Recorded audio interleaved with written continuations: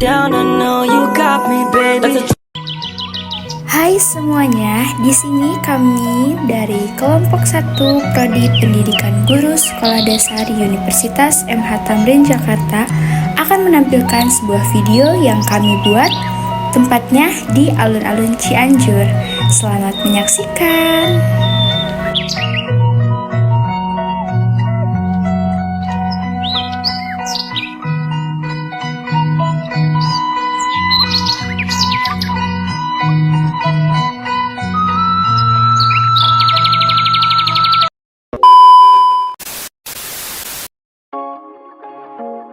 Assalamualaikum warahmatullahi wabarakatuh. Selamat pagi semuanya. Yang saya hormati dosen saya yaitu Ibu Santi Pertiwi MPD dan rekan-rekan saya yang akan membantu dalam presentasi saya hari ini.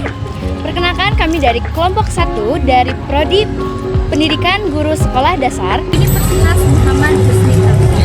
Sebelumnya, perkenalkan, nama saya Jihan Sabila Ramatunisa dengan NIM 4022222 41088. Kami di sini kelompok 1 akan mempresentasikan sebuah makalah dari mata kuliah Teknologi Informasi dan Komunikasi yang ditugaskan oleh dosen kami yaitu Ibu Santi Pertiwi MPD.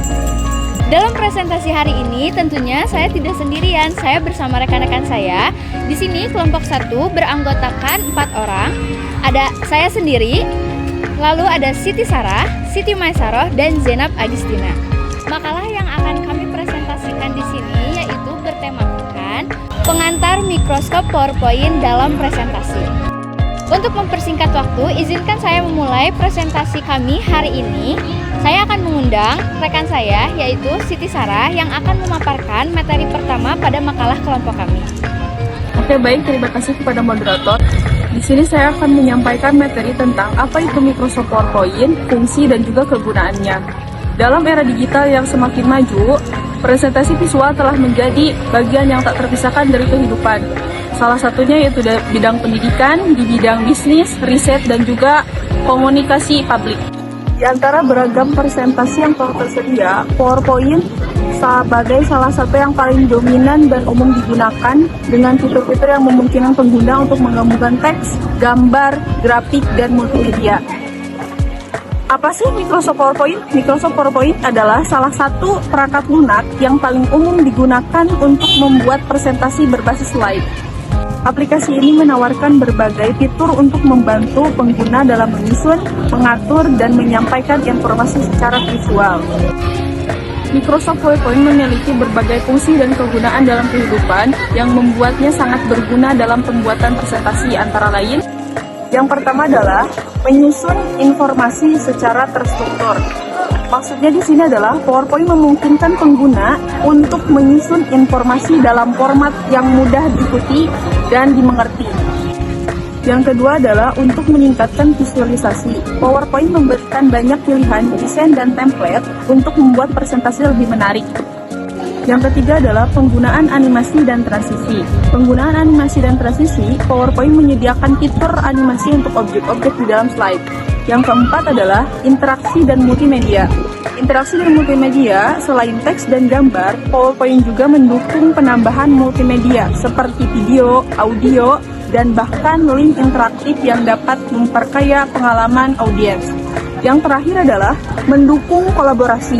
PowerPoint mendukung fitur kolaborasi di mana beberapa pengguna dapat bekerja bersama-sama pada file presentasi yang sama, baik secara langsung melalui platform cloud seperti OneDrive maupun menggunakan perangkat keras yang sama. Sekian dari saya kembalikan kepada moderator. Terima kasih. Terima kasih kepada Siti Sarah yang telah memaparkan materi pertama.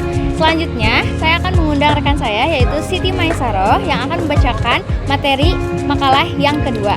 Saya persilahkan. Baik, terima kasih kepada moderator.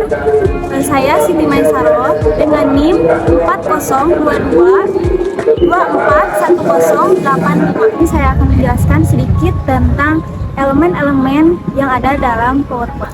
Di dalam PowerPoint ada elemen-elemen yang harus kita pahami di antaranya. Nah, yang pertama ada slide. Slide adalah halaman individual dalam presentasi yang berisi berbagai konten seperti teks, gambar, grafik, atau video. Setiap slide merupakan bagian dari keseluruhan alur. Jadi, slide di dalam bahasa Indonesia adalah menggeser. Setiap halaman yang kita geser itu merupakan slide. Nah, yang kedua ada template. Apa sih template? Template adalah desain atau format slide yang telah disiapkan sebelumnya, termasuk latar belakang, peta letak, dan elemen visual lainnya. Template membantu pengguna untuk membuat presentasi dengan desain yang konsisten dan profesional. Template juga bisa disebut dengan sebutan file yang siap pakai dan bisa dimodifikasi atau diubah sesuai yang kita butuhkan. Nah, yang ketiga ada text box. Apa itu text box? Text box digunakan untuk memasukkan teks pada slide pengguna. Nah, di situ juga kita dapat menambahkan, mengedit, dan memformat teks sesuai yang kita butuhkan. Nah, yang keempat ada gambar, grafik, dan diagram. Apa sih? Yaitu elemen visual seperti gambar, grafik, dan diagram digunakan untuk menggambar data atau ide dengan cara yang lebih jelas dan menarik. Oke, lanjut. Yang kelima ada animasi dan transisi. Ini digunakan untuk memberi efek pada objek di dalam slide seperti teks, gambar, sehingga objek tersebut muncul bergerak ke slide berikutnya. Ini bisa juga digunakan untuk masuk keluarnya slide atau mendorong atau menutup keluarnya slide. Yang terakhir ada multimedia. PowerPoint memungkinkan untuk menambahkan video, suara, atau audio ke line slide. Fitur ini juga memungkinkan presentasi menjadi lebih interaktif dan menarik audiens. Seperti bisa kita menambahkan di dalam slide tersebut, menambahkan suara atau video seperti kita sedang ada di alam terbuka. Kita menambahkan suara seperti hewan, suara angin-angin. Nah, kita bisa menambahkan tersebut. Oke, terima kasih. Sekian dari saya kembalikan kepada moderator.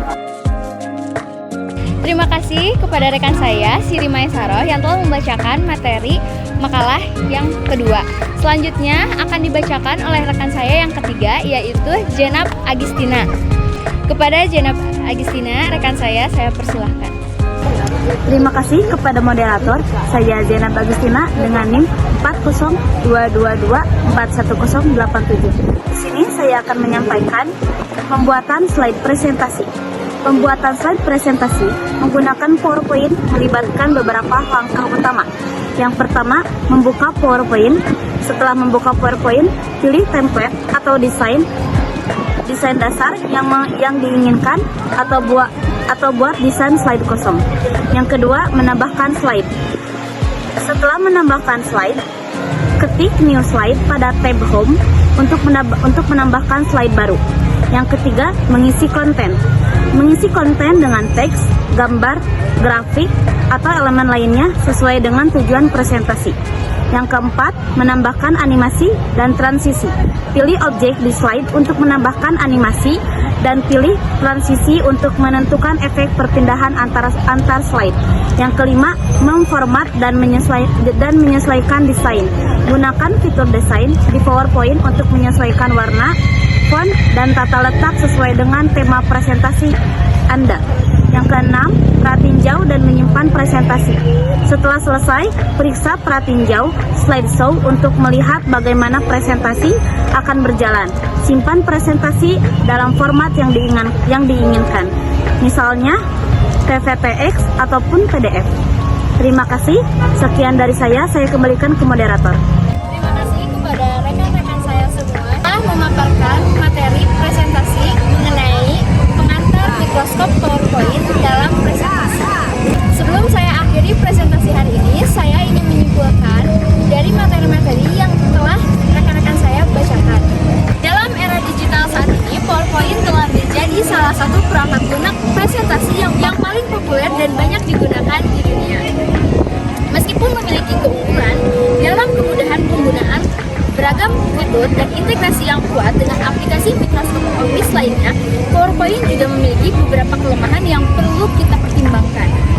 Dengan memanfaatkan keunggulan PowerPoint secara optimal dan meminimalkan kelemahannya, penggunaan dapat menciptakan presentasi yang efektif dan memukau, serta menarik bagi anak-anak saat kita ingin menyampaikan suatu materi. PowerPoint dapat membantu kita dalam menyusun sebuah presentasi yang efektif, profesional, dan juga mudah, serta membuat sebuah gagasan menjadi menarik dan jelas tujuannya. Microsoft PowerPoint juga merupakan alat yang sangat berguna dalam pembuatan dan penyampaian presentasi. Mungkin segitu saja kesimpulan yang dapat saya sampaikan. Jangan lupa untuk selalu memanfaatkan teknologi saat ini, presentasi dan aspek-aspek kehidupan lainnya.